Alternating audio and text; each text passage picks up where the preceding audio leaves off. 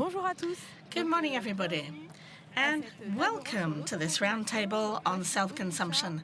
I'm Audricha. I'm a journalist specialized in energy, and today we are going to be looking at self-consumption with regard to sobriety and controlling consumption. This has really picked up pace. It is used everywhere now, and it is changing our behavior. So it is shuffling the cards of governance, sobriety, self-consumption, and civic participation. So with this acceleration, there are a number of key questions. First of all, how can we put energy back into the hands of inhabitants? How can we guarantee total transparency of flows? How to transform a technical solution into a true energy transition? And how to organize sobriety, management, inclusion without leaving anyone along the side. This is what we will be looking at with our four guests in three parts. So first of all, local self-consumption, and how does this change our relationship with energy? Management to improve self-consumption, and the models and social impacts. And we'll see how it changes all of these models. On the screen, there's the QR code on the side. And this is so that you can ask your questions. If you flash it and if you zoom, even from the back of the room, it should work. It's a Slido application, S-L-I-D-O. And thanks to this, you can ask your questions. I will try to take them as we go along. But otherwise, I will keep some time between each part and at the end of the conference. You can also just simply raise your hand at the end of the conference if you have any questions to ask our speakers. And, don't hesitate, it's very interactive. Before we start, I would like to know who you are. So a quick survey, you don't need to click, but just raise your hands. In the room, are there any local authorities or local elected representatives? Engineering offices? Good. Developers or solar suppliers? Students? Associations? Very good. And the others are simply curious, probably. Okay. Thank you for being here. So to begin this first part on changing behaviors around self-consumption, I would just like to look at the number of self-consumption operations that has doubled. From 1,300 loops of collective self-consumption compared to the 8 operations we identified in 2018. You can see just how fast this has grown. So in October 2025, according to Enedis, there were 14,520 participants. So it's no longer marginal. Well, it remains marginal at the scale of France, but the development is increasing. So how does this change consumers' behaviors? This is what we will see with Stéphane Loïc. Please come up on the stage. Stéphane, you are department manager for renewables in the ADEME. So yes, the entire room can give you a round of applause. It will work in a second. So you are department manager for renewables with the ADEME, which supports all the state's electric policies, and you published a practical handbook on collective self-consumption for local authorities. Ça fonctionne, ouais, parfait. En fait, vous n'avez pas posé Yes, actually, you didn't ask the question. Were there anybody from the ADEME in the room? Ah, there they are in the last row, back row. So you have a whole crowd of supporters, of fans. Merci, Aude. Bonjour. Yes, thank you, Aude. Good morning, everybody.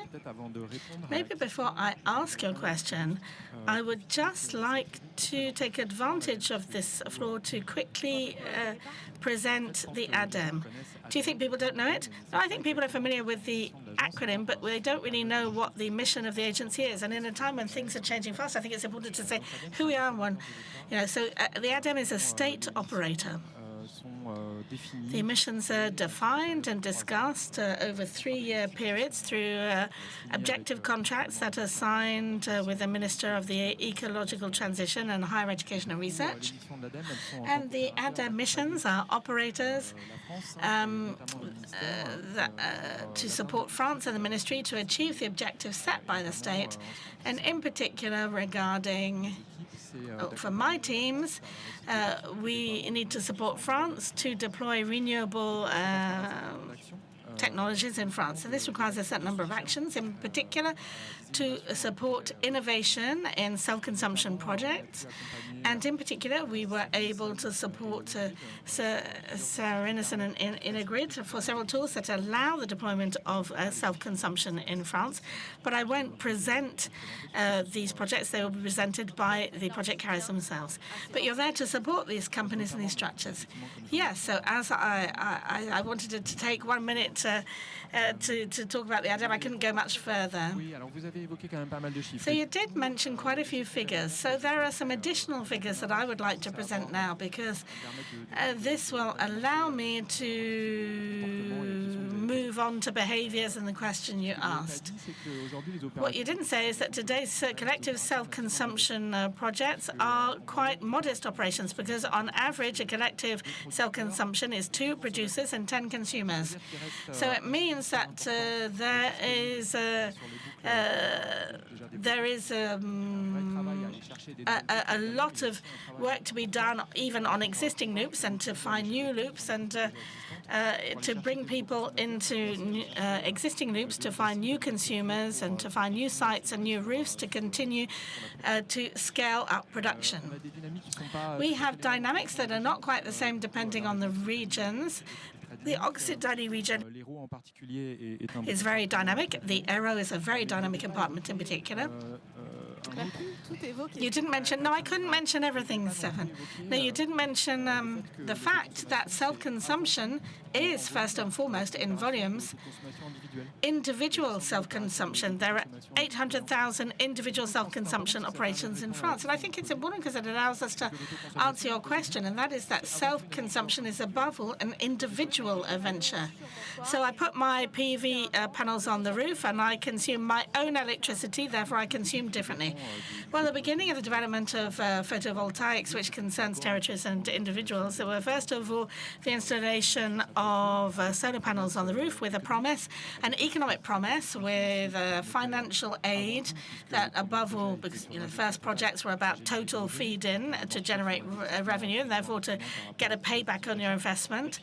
And then it kind of slid because this was made possible due to support systems and the arrival of Linky counters to facilitate self-consumption.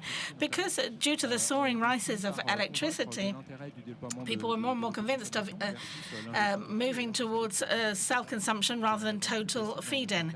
And that is, as you know, no longer possible in the current system. So there was a switch from an adventure which was a very personal adventure to the beginning of a collective adventure where citizens and French people realized that individually they could contribute to reducing their invoice, but they could also take back the power on the control over how they consumed energy. And all of this was is done in a collective environment where people really want to take charge and take control of what they consume, the local consumption. It's not the same subject, but there was a lot of development also of AMAP, so like for agriculture. And there was a slogan, "What's for tomatoes," which rhymes in French but not in English.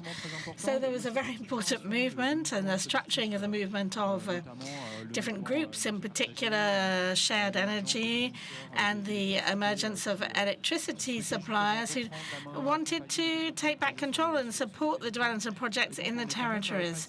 So we went from an individual adventure, a more collective adventure, And all of these movements pushed together to make this collective adventure so that the collective adventure could rely upon a new regulation which has allowed collective self-consumption to develop more rapidly. So this was thanks to European text that allowed self-consumption to be developed faster. So there was a real collective effort, certain suppliers and civic groups, so that these directives could be transposed into French law with the voie d'accélération for renewables. And the last elements and decrees have really established a framework for the regulatory framework. So all of these regulatory frameworks and the tools and above all the collective spirit has really scaled up self-consumption. So in self-consumption, be it individual or collective, can you see a change in behavior of consumers?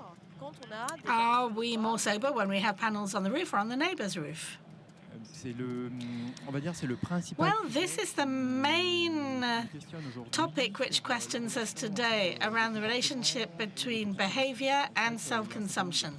So, in fact, there's a certain number of work and studies that are made at the European level with conclusions that are very different, with the analyses which are not done over a sufficient amount of time to lead to any real conclusions.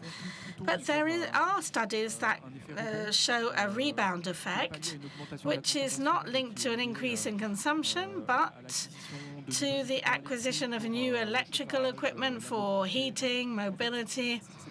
So it's not necessarily an increase in overall consumption, but there's a transfer of certain uses towards electricity. Yes, the rebound effect says transfer to, well, actually, I have equipment that doesn't cost me a lot, and I will consume more because it doesn't cost me more to consume.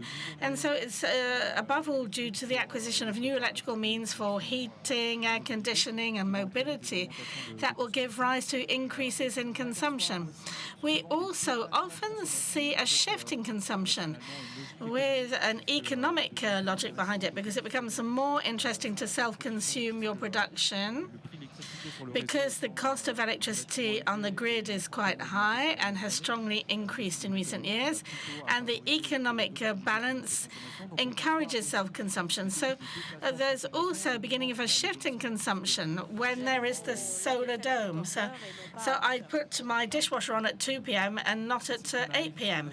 Yes, that's what it's difficult to qualify today.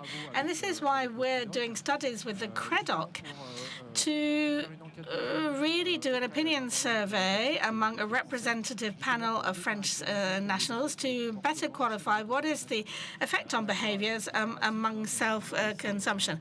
Of course, it's declarative, but then we want to do a more refined study with regard to the load curves for private individuals to see if there is a link or not between I'm a self-consumer and therefore I change my behavior. It can be sobriety, it can be shifts in consumption, or it can be an increase in consumption because there's a choices with regard to the choice of using electricity that can be made for self-consumption with regard to heating and mobility. So there are studies underway and no palpable figures, but thank you for this introduction. We are now going to move on to our 3 other speakers, and they will be talking to us about in the field and what they can see. So I'm going to call up Donald Francois. You are founder of SERENYSUN, a company that you created in 2018. Welcome. And you develop energy communities around installations that you develop. And you already have 5 self-consumption loops. Titouan Cavan, you are in charge of the EnerGrid offer, a company that proposes tools to support self-consumption loops. And in particular, you are a software editor, and we'll see more particularly for management. And Loïc, you are director of ENERCOOP MIDI-PYRÉNÉES. ENERCOOP is one of the 13 regional co-ops of the ENERCOOP network. You have a very territorial approach founded on civic governance. And since 2018, you have developed self-consumption loops with citizens, local authorities, and you help them to achieve their project. So to all three of you, what is your view of what's happening in the field with regard to the loops that you have developed and with regard to consumer behaviors? Do they lower their consumption? Yes, thank you, Aude.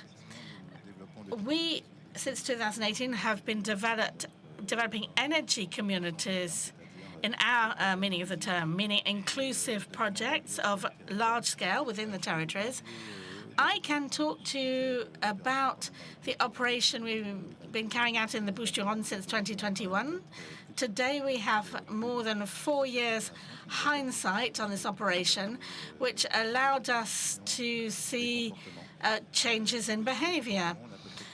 In terms of changing behavior, we have about 95 participants in the loop in the Bouches-du-Rhône between shopkeepers, private individuals, care homes. What is the power? We're looking at almost 300 kilowatts, which are shared in this loop over 10 kilometers, because we obtained a derogation with regard to the density of the city. And what we've seen is these collective self-consumption operations allow the participants to understand where energy comes from, the notion of energy availability. And what we've seen is that indeed the usages shift. There are some participants that say, well, we're launching our SERENYSUN washing machine, for example. There's just they know, if we know that there's energy that is available, then we shift our consumption. So in your consumption, you develop tools to manage this consumption. Well, not tools in the technological sense of the term. There are teams that inform the communities, because we have a very educational approach to inform people about energy availability. We also have the hindsight data to say, well, if you have electrical vehicles, we recommend that you plug in your cars between 12 and 3 p.m. So we try to encourage behavior. For the time being, we're not, coming into people's homes or companies to put in sensors or to trigger consumption. But not yet. But we need to see whether that's relevant. But what we've seen is, yes, there is a shift, and we do studies to look at the increase in consumption. The bet that we made, and I think that this is coming true, is that when a participant engages in this community, they're more aware of the cost of availability and the notion of waste. Our bet is that when we participate, out not in corporate level, but among private residents, we think that there will be a 90 basis for the electrification of mobility, just because people are aware of when they must consume and also the equipment that they consume. So today I don't yet have any stats to give you, but with 3 years of hindsight, we can see the consumption curves of our participants. So a transfer and maybe a small drop, but that is the objective. Thank you, Donald. Titouan, in EnerGrid, in the field, can you see this drop, or are there other things that you have observed? Well, yes, today we have quite a bit of hindsight around collective self-consumption. In EnerGAIA, with our management software, we have 240 operations, 500 megas, and 500 PDL for the consumers. So that's quite a large panel of consumers. What we have observed quite quickly, in particular when we were in residential operations, is that even without any action, the consumer, like Donald was saying, understand where the electricity comes from and understands how it must be consumed. And I will speak afterwards of R&D projects. But in the first projects in the Landes in Saint-Antiros for social housing, we saw that one of the consumers managed to have 55 or 60% of self-production. That's a lot for a private individual. And we realized that he managed to really focus his consumption in production phases. So what we see is that for the consumer's point of view, there is a rising awareness of where electricity comes from. And I think that that is key today. way. For the integration of renewables in the French energy system, it is key that there be an adaptation of consumption. 2 days ago, RTE was putting the spotlight on the electrification of usages. It's important. But above all, if we develop solar, we're going to develop this, it's essential to do this. We must absolutely adapt our consumption and turn more towards solar production. So since 2023, we've set up an R&D project to send nudges at the right time to our consumers. This is, we were talking about earlier on, it's a project that was funded by France 2030, operated by the ADEME, where the goal to begin with in 2 projects, there was a project in Savoie around social housing, and in the Morbihan, where the idea was to send nudges to consumers. A nudge is information to encourage people to consume. Yes, and so it is to encourage them to consume, and especially at the right time. It's not that easy to say to all consumers, you used to use your electricity between 12 and 4 p.m. That's where the production is, and it's not that easy because everybody consumes at the same time. There won't be enough production. So in our R&D project, we've been trying to forecast consumption and to reconstitute the flows of collective self-consumption before they even take place. And therefore, we need to send it to the right person where we know that they're flexible and say, well, now you need to consume at this time. So that's the first stage of the rocket, and there's a second coming. I think you answered, but are incentives around the forecasting of production or real-time monitoring of production? So you do have upstream estimations. Yes, we don't install anything on site. Putting hardware on site has a cost, economic and ecological, and we didn't opt for that option. So we try above all to understand the load curves of the consumers upstream and to understand the flexibility that can decompose it to see what consumption can be shifted. So we do this not in real time. The nudges, we send them the day before by forecasting the production of consumption, and then we sent them to the right players. Over the 2 operations, overall, in Savoie, we increased by 6% the level of self-production, and in the Morbihan, it was 4%. And we were looking at 30 or so private individuals in each of the operations. So 4 and 6%, you might say it's not much, but it's not neutral to manage to go from 25 to 30% to 30, 35% of self-production. It's certainly not neutral for the consumer, who will make savings, and it's not neutral for the producer, who will manage to grow the value of its electricity.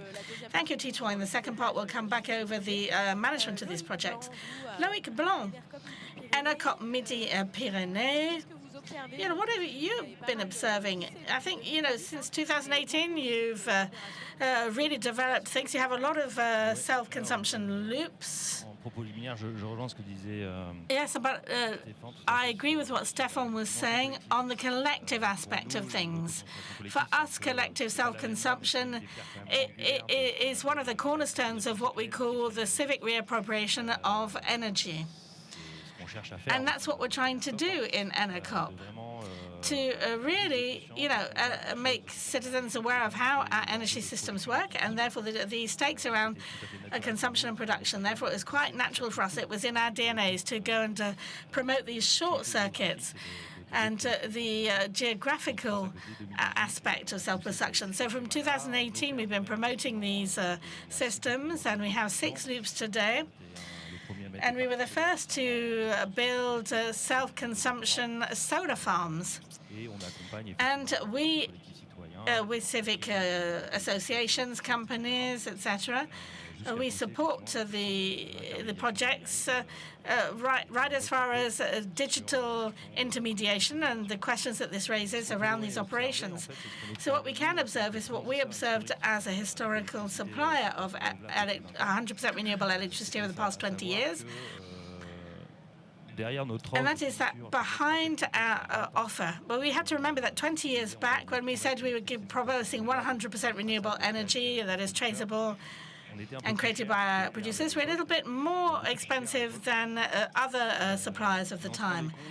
And we realized that our consumers didn't have the same consumption profiles as standard consumers, because the psychological factor of paying more and questioning yourself about where your energy comes from and who you're giving your money to naturally influence the behavior.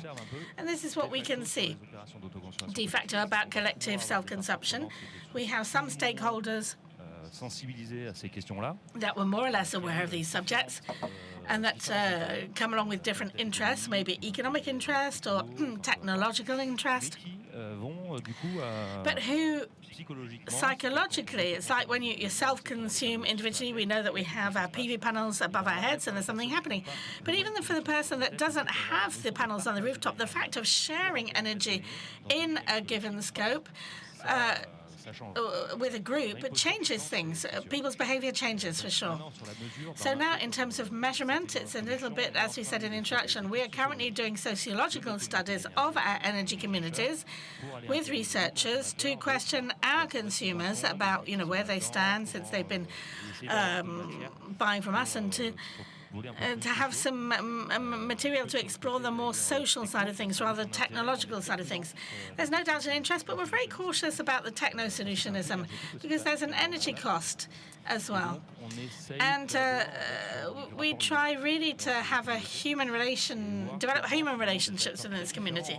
We see how very different stakeholders, there can be private individuals, but also local authorities and economic stakeholders that were not necessarily speaking together within their own territory.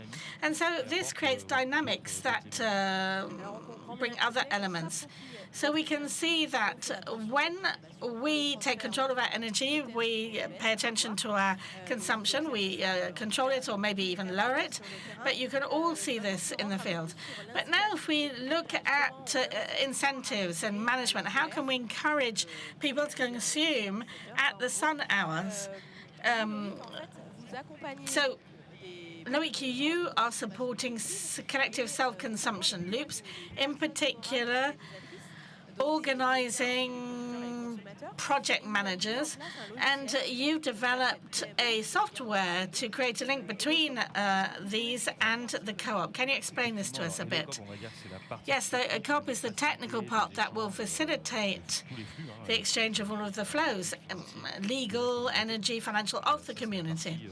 That is the technological side that appears thanks to the Linky counter meter. But this is something that is never talked about. Do energy communities, or we say to the citizens, whatever that, or companies, take control of your energy, take back control of your energy. But everything will be managed digitally. But if you can't control the digital aspect, in fact, you're controlled by the owner of the software. And so we did address this question, saying, well, we're going to make this platform open source. They will also be able to participate in it and make sure that it is not a purely technological object that you depend upon, and if it's there, it's there, but if it's not there anymore, then you're lost. So open source software so that everyone can use. So it's just the beginning, because, well, the participants must first of all understand energy, all of the stakes. There's a lot of educational content, and then there's a technological question. Then there's the question of governance. These energy communities, when we talk to them, we say, well, we're going to produce energy. We're lucky enough to be able to do this here, but what do you want to do? There's the economic side of things, okay. But what do you want to do with this energy? What is the end purpose? Should we distribute it to local authorities or associations? Do we need a different tariffication depending on the type of stakeholder? Can we have different tariffs? Yes, absolutely. You can even make donations and then have higher or lower tariffs. And why not bonuses to those that consume the least? So much is possible. Everything is possible, actually.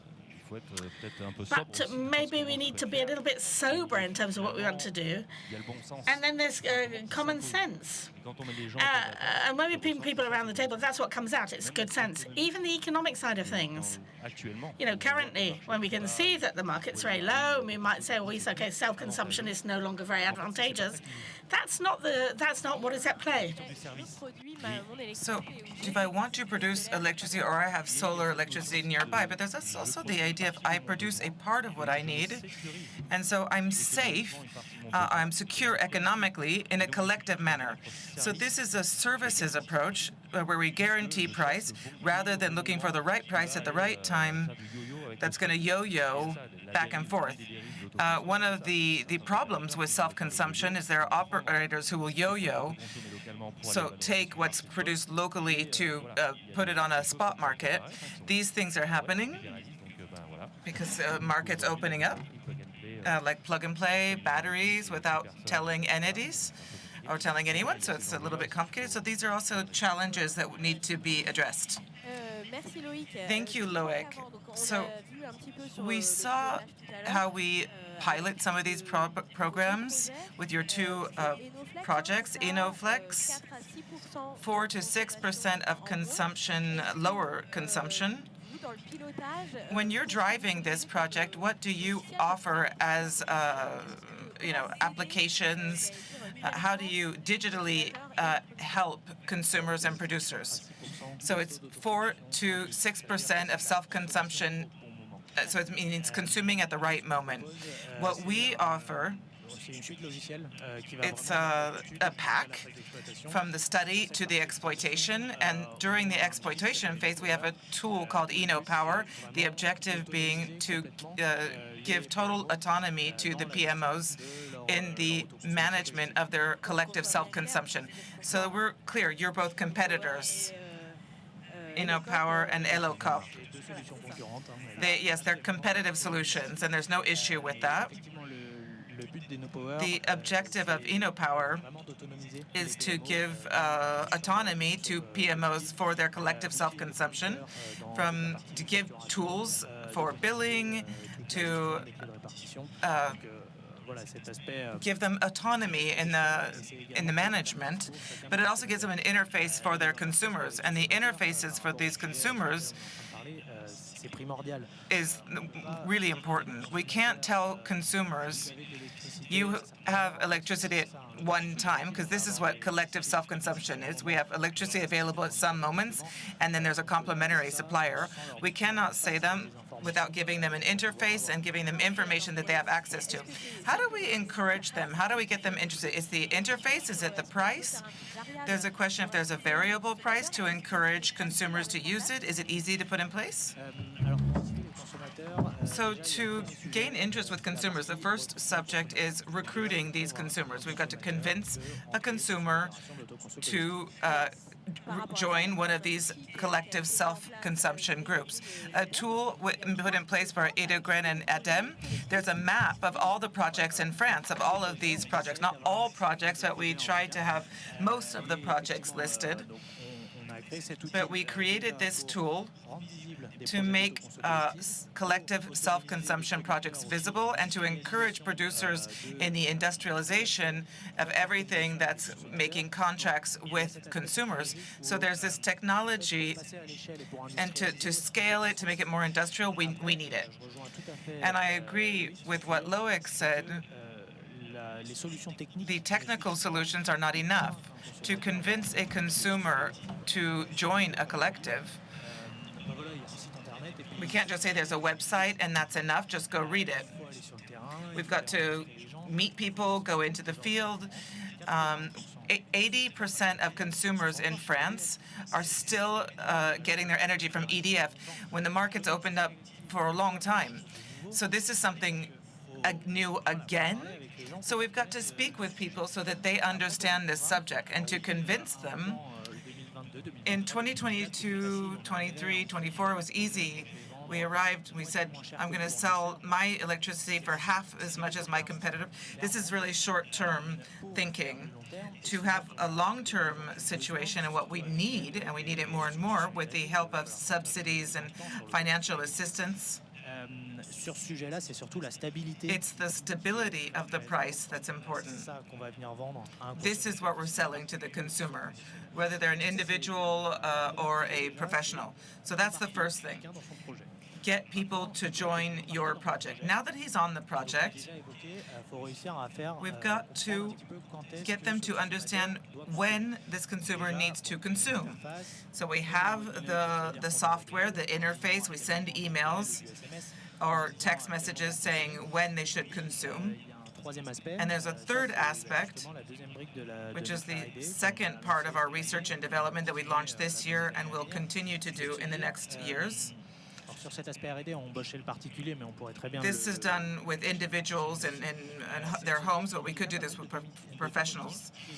dans les There's a lot of things that already exist in the homes. We don't install anything, outil qui permet déjà de piloter des usages. but we're able to pilot their use and oversee their use autonomously. People aren't always home to be able to, put the machine on at the right moment. Échanger nos grids So avec ces opérateurs. we exchange our grids with these operators who, for example, Par exemple, on travaille avec Voltaire. currently we're working with Votalis, for example, on this subject. On est en train aussi de voir pour travailler avec We're des looking to opérateurs work with charging centers, and we need to, when we need to consume, and then we can say to a particular operator, for example, for water heating, tomorrow, if you turn on the water heaters at this time, it will be collective self-consumption. So we make people aware, firstly, and then everything that we're not able to change, mais tout ce qui est déjà installé but sur everything that already pre-existing, we're sure that it's on at the right moment. So you work with people who are basically putting this equipment in homes. Okay. So I see the different steps. Donald, you also have tools to oversee these collectives. Yeah, we have tools to manage these energy communities. I'm not an operator. We're developers and operators of these energy communities. We have teams throughout the cycle for the creation and development of these operations. We've recruited consumers, we've driven production and consumption, and how we manage where it's going in our teams. And our clients, let's say, enjoy the distribution and the management of these operations. So that's how we manage this, but it's done previously, before we design a community. From the very beginning, we have a very territorial approach for the development of these energy communities. It's a tool that allows territories to reappropriate where this energy is going. So elected officials, agents, and citizens, via this tool, we can know where we're going with this energy. If I take the example of Vitro, where we're developing 4 or 5 loops of self-consumption around the city, to start, when we speak with elected officials and mayors about this project, we said from Monday to Sunday, the profiles of consumption are different, the people who consume are different, and we can optimize this by saying the operation is open. I've got a social housing, I've got a school, etc. And when we project and we look at a territory on the days of the week, we try to imagine, and we do this, what types of consumption there will be, how much power, is it a citizen, is it a company? And we ensure that when we create this loop, all of the energy is consumed, whether it's Sunday or Wednesday afternoon. There's a lot of questions about distribution. How do you manage this depending on who is using it? If we don't limit the consumers in this loop, producers will be happy to increase their self-consumption, but then those left will have to share the crumbs, let's say. That's a great question, and that's one of the challenges we've had since we created the very first loop. The objective is to welcome participants and ensure that there's an impact for them. Impact meaning the amount of self-production is we can cover 100% of their consumption. For an individual, we've got to reach 15–20% of their consumption so that it's even worth changing from my traditional energy provider to this. For consumers, it's 10% of self-production can have a huge impact for a company. So depending on the power in these loops, is its management able to manage it? In the Bouches-du-Rhône, SERENYSUN, we have a waiting list. When we've reached a number of participants that ensures that we're reaching 95 to 98% of self-consumption, and we're covering that, then we go to create other substations, and we have a waiting list so other people can join in. So I'm a producer. I'm sharing, the pie equally. So that's a balance we've got to maintain and encourage participants to help us and identify other sources of production and have a more broad vision for these projects. So a loop can become bigger. If you have another means of production with other consumers, the loop can be varied. And there's limits that are overseen by French regulations for self-consumption. We can go up to 5 megawatts of production, which is rather important, and not ask the question of how we distribute all this. So there's regulatory, there's rules for this, and it is oversees this, and they have rules, and it's up to us to develop tools that allow us to further to the fact in 15 minutes to rejoin and bridge the gap between production and consumers. It's an algorithm that we developed with rules that allow us to distribute this energy. And our philosophy, when we have a participant, whether it's an individual or a company, we give them projections for 12, 18, 24 months, and they have to make a commitment, and we'll ensure them that you have enough production, not in general, which allows us to oversee situations where, for example, someone's on vacation in August, Aude in August, and Stéphane in July. Well, Stéphane, we're not going to give him much energy in July. We're going to give it to Aude, and vice versa.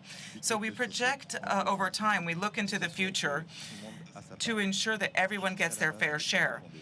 And the projects we developed weren't a technical solution. It was about value sharing of this solar production, which for a long time was only for those able to invest in solar panels and who owned a home or land where they could put it on their roofs. And it's not normal that solar irradiation only benefits those who can invest in it. And that's what pushed us in 2018 to begin this movement and to convince elected officials and individuals and companies to do this together to develop these communities. Thank you. There was a question for all of you. Stéphane, how do we convince local authorities, and how can they encourage the development of these communities? What's the legal model? It's a broad question. Stéphane, maybe you can answer it? I can try to answer.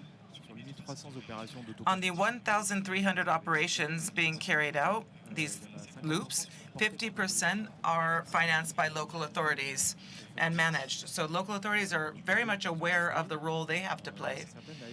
Some of them started in PV parks by creating a grid for their own use, not a collective self-consumption. It was individual to, for a particular building. So local authorities are at the heart of this subject, and we know that when we heard who was here, and there's only a few local officials here, that's not really representative of how it works, because 50% of these projects are assisted by local authorities. But who is best to guarantee the common interest in a territory? It's, of course, the local authority who is able to bring together physically citizens and communities, and who also potentially has the ability or financial abilities to invest and to even just to finance the studies. Again, it's local authorities.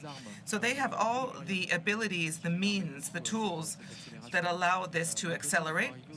Now we've also got to capitalize on the local loops, and that's what Donald said.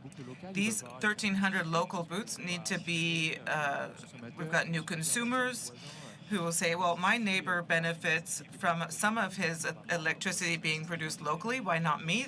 I'm for economic reasons, but also because I want to participate in local democracy and local life. So we've got to make all these tools and these approaches more fruitful. And there's certainly the best means. C'est vrai que, comme disait Stéphane, les collectivités sont quand même. As Stefan says, the local authorities are at the heart of this, even if they project leaders, but it doesn't stop local authorities being central who invest, but also they act as a facilitator. We work with project developers. You mustn't touch the bottom of the microphones. There's a little bit of sound interference.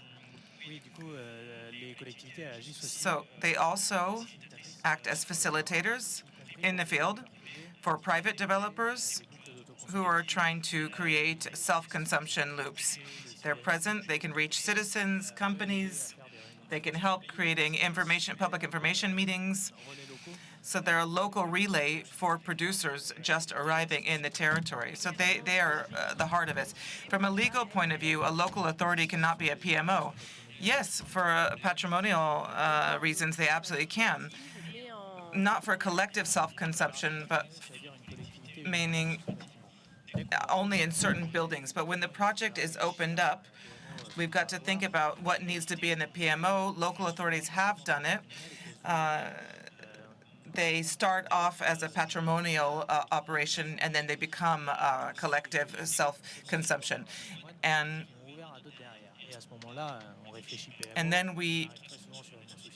then it becomes an association. It's really no question of that anymore, being a PMO or association. All the participants really understand this question. As our status, where we have local interest, and we've got stakeholders in the capital and governance of local authorities, we immediately were the sort of delegate PMO to propose services, because it's just the start. There's still so much to do.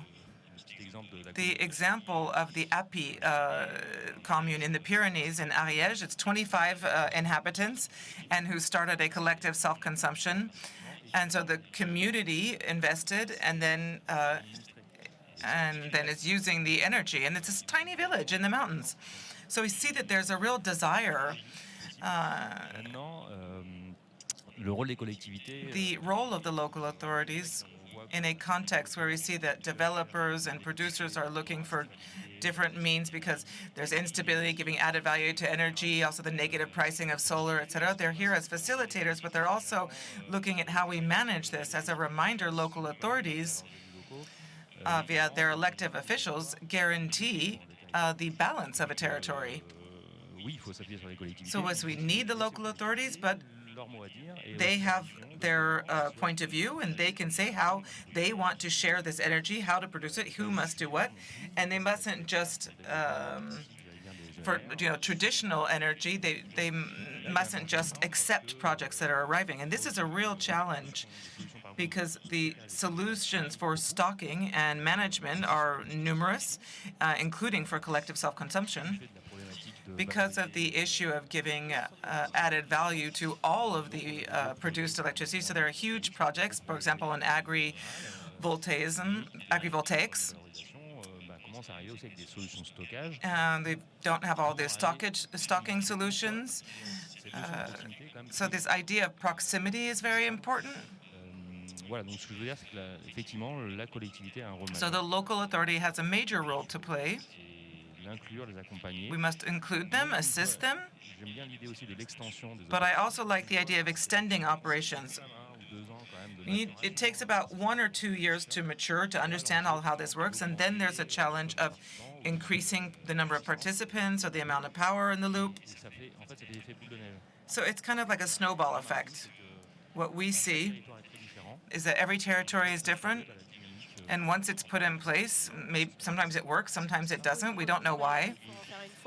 You have to do it once and learn, and then it becomes easier. So creating, putting all this together, in Energy Vitrol, we innovated, legally speaking, because in France we were the first community of concession of energy with this collective loop that you've seen.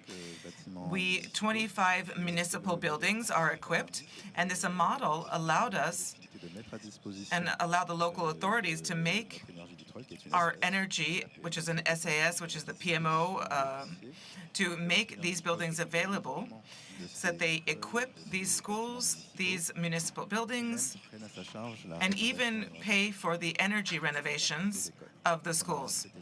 So this summer, we had a blitz during the vacation to renovate 8 schools. It cost about 1.5 million for the insulation, which was more favorable for heating and cooling of these buildings and waterproofing as well. And with this, the city is a stakeholder of this SAS. They can be a minor stakeholder in a private company, so they're a minor stakeholder, but with us, and most of the investment is ours and our partner who answered the call for tender. And that for 32 years will be creating this production, sharing this energy, not just with public actors, but with companies and individual citizens. If the city had done it alone, they could have done it, but the elected officials and the mayor of Vitriol really saw that it wasn't just for their savings. It was really to have local green energy at managed costs for all of its citizens. And Vitriol had a patrimonial operation and shifted to working with you, and that's often the case. And Donald, that answers one of my questions, which was, do local authorities not always have the means to put solar panels in their building? How can we help them? We can see via this example that you are the project leader. Yes, absolutely. And if we look at things that aren't purely budget related, we ask local actors to do things together. In the last 5 years, I've met a lot of elected officials. Some of them have this prism of saying we can't work with private sector actors. So we really say no. General interest, what's best for all.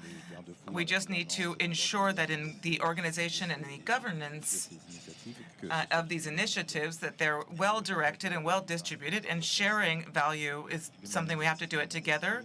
The means to invest, the means to share this green local energy, and most importantly, what the elected officials there in Vitriol had understood is that a lot of their elected officials are not owners of homes. They don't have the means to invest in solar panels because they don't have the roof to do so, and they immediately understood why it was important to do this project together to make this energy available to those who would never have had access to it. This is the true innovation. The tools of collective self-consumption allow us to do it, and this is something I want to take to the General Assembly and the Senate so that they understand that these decentralized initiatives, because that's what this is, in territories where we're producing energy and electricity, is good for everyone. Thank you, Donald. I'm sorry, we're running out of time, but I wanted to speak about the AMEP with Stéphane and these donations of electrons, which are becoming a new social model. And Loïc, maybe with the 1% solidarity, 1% precarious, we're able to do more social initiatives with this. Yes, you invented a new word, which is solidarization. I didn't do it on purpose. It's part of all of these elements that self-consumption allows us to do. There are a lot of positive elements, which are proximity, having an adventure together, empowerment around the subject of what energy future we want in our territory by really anchoring it into the local territory. And among the benefits, there is, of course, solidarity for that self-consumption allows. To present these green electrons must benefit everyone, including those who don't own their home or don't have any land, but it can also benefit those who simply don't have the means and who often struggle to pay their energy bill. With the idea, the starting point being, I have a garden, I have a fruit tree, I've got a cherry tree, I've got too many cherries, I'm tired of eating them. Some of them will be eaten by birds, and that's great, they need it, but sometimes there are so many, I don't know what to do with them, so I'm going to give them to my neighbors because I like my neighbors. Rather than losing them, wasting them, I'll give them to my neighbors. Well, electrons are the same. I have too many. I can sell a part of them and then, pay off my investment. But if I have solar panels on my roof, it's not just for economic reasons. It's also because I wanted to contribute and play my part for energy transition. My neighbor had one, and I wanted the same as well. And it's also since March where we're giving value to the excess, and that's gone down. So the logic behind this is that these grids allow us to donate, to give away to our neighbors, not necessarily because he's in a precarious situation. It can be with neighbors, and also local authorities can decide that a part of the energy produced by their production centers there's a question of democracy, and collective self-consumption and renewable energy really have this at heart because their governance is democratic. So we're opening studies to all of this. These fundamentals are excellent, and they allow us to have this type of development. And we have a network called AMEP that's trying to create a structure for a movement around donating electrons. So I'm kind of giving them a little bit of an advertisement here, but they're not alone. Yesterday, another association called Sol Solidaire gave awards to projects for development in social housing. As an individual, can I access this, or is it just for companies? No, it's available to all. It's companies or anyone. Everyone can contribute locally to this solidarity thanks to this PV park or PV farm. One word about the 1% of solidarity. I just want to come back quickly to who can be a project leader on the capacity of local authorities to invest. It's existed for ages before the ACC. There was citizen collectives and collectivities, réseau energy, network energy, partage sharing, how we can do this in our territory, how we can bring in more solar energy. So this is an extension of this movement, which is really its DNA. So there's a possibility for local authorities who don't have the means to use a local citizen project, and it has the virtue of the savings come from local areas, so it's a local investment with local earnings. So it's really important to create this loop. When we talk about solidarity, this was before the ACC as well. We come together, we talk about how much production capacity we have.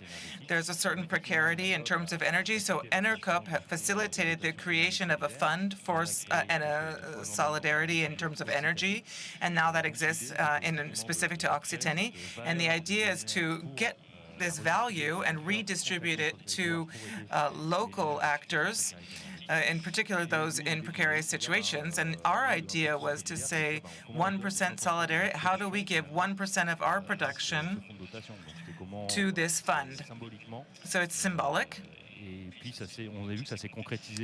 And in the AMEPs, they also did this. We're saying we offer all of this production to our neighbors, and we've got operations where local authorities decide to become a producer. We're going to have self-consumption in our buildings, but we're also going to give it to our administration, the energy that's produced throughout the territory. These are things that are taking place as well.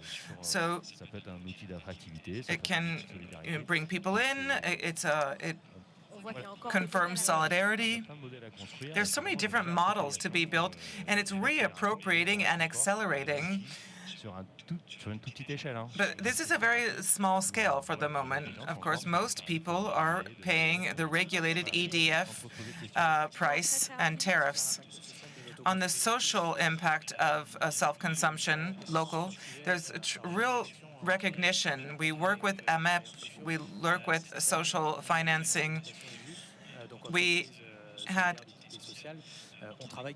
work only on collective self-consumption, so it's recognition of the social impact in France. Thank you to all four of you. Before ending, I just wanted to speak with the audience. If you have questions, you can raise your hand. Helen has a microphone. During this time, how long is the commitment for a consumer in ACC? Do they have to be a stakeholder to consume? Everyone can answer. No, you don't have to be a stakeholder to consume. That was what motivated us, that our financiers or investors did not need to this. They can leave when they want. When it's a company, there can be a contract for 2, 3, or 5 years, or more long term. Thank you, Donald.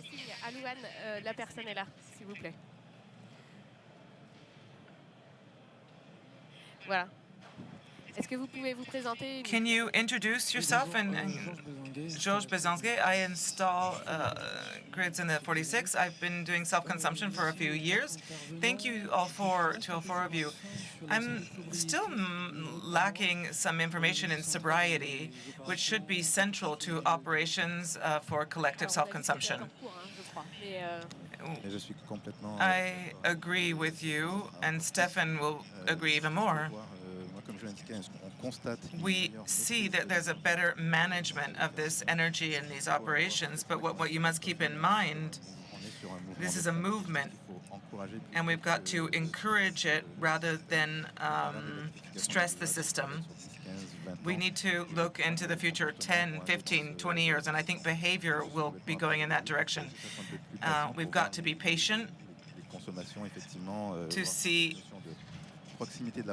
if proximity production allows users. There's some pressure on how we manage the consumption, even for simple citizens, whereas obviously the major challenge is large consumers. So we're learning. We're increasing our abilities, but this idea is included in our entire thought process, and we try to find tools to accompany it.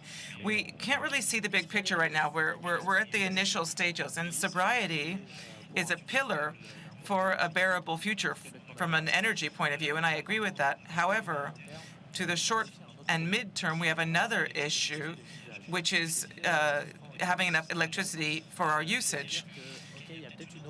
There's perhaps an increase in electricity, but if you look in general, if we're using electricity instead of gas or fuel or other energies, that's already a first step. And of course, we continue to work on sobriety, but energy, flexibility, you mustn't forget these. I agree, and I couldn't have said it better. And from 2022, we have a certain number of production elements that were stopped, but a number of consumers changed their behavior. We can see it clearly The numbers yesterday, when we look at the trajectory of amounts of consumption are flat, have gone down, but aren't going back up. The subject, 60% of energy consumption in France is fossil fuels.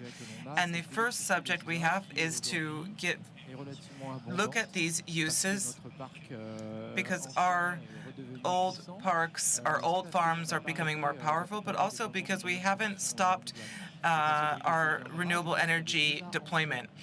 So sobriety is already a part of how people are more aware of, from an environment point of view, where we get our electricity from, which has changed in recent because we forced sobriety since 2021. Electrification of use increases energy efficiency.